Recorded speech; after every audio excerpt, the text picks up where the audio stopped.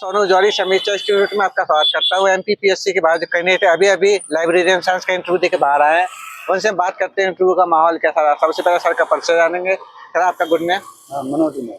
कहाँ से हैं सर आप? मैं हरियाणा से हूँ। हरियाणा से हैं। कैसा रहा सर आपका इंटरव्यू? बढ़िया रहा। अच्छा रहा। किस बोर्ड में था यहाँ? मेरा बोर्ड ए में था। बोर्ड ए में। एवरेज कितने टाइम तक चला? एवरेज 7-8 मिनट चला। 7 से 8 मिनट। अंदर माहौल कैसा था? बिल्कुल कूल। कूल माहौल। क्वेश्चन कैसे बने?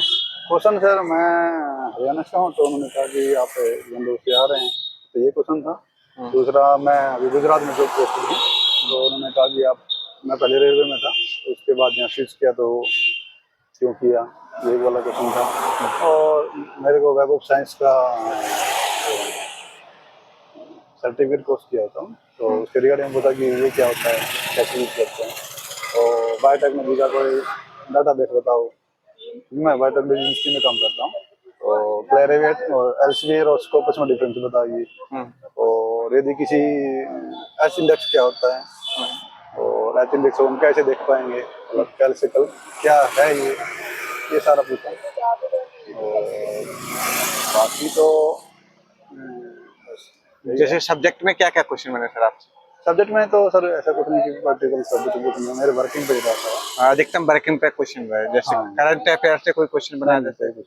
जैसे आप हरियाणा से हैं, उसके अलावा मध्य प्रदेश के परिप्रेक्ष्य में कोई क्वेश्चन बना आपसे? उन्होंने कहा कि आप मध्य प्रदेश में की लाइब्रेरी के बारे में जानते हैं। उन्होंने बताया कि यहाँ पे जो ई ग्रंथालय रिलीज हो रहा है, और रूरल एरिया में काफी अभी लाइब्रेरियाँ हैं, तो उन्होंने कहा कि आप रूरल एरिया में काम कर रहे हैं। उन्होंने बताया कि मैं ऑलरेडी रूरल एरिया से बिलोंग करता हूँ, गाँव से बिलोंग करता हूँ, तो मैं समझता हूँ कि मैं और मैं जब रेलवे में था तो वही रूरल एरिया में ही जॉब कर रहा था, तो मैंने बोला कि मैं कंफर्टेबली कर सकता हूँ।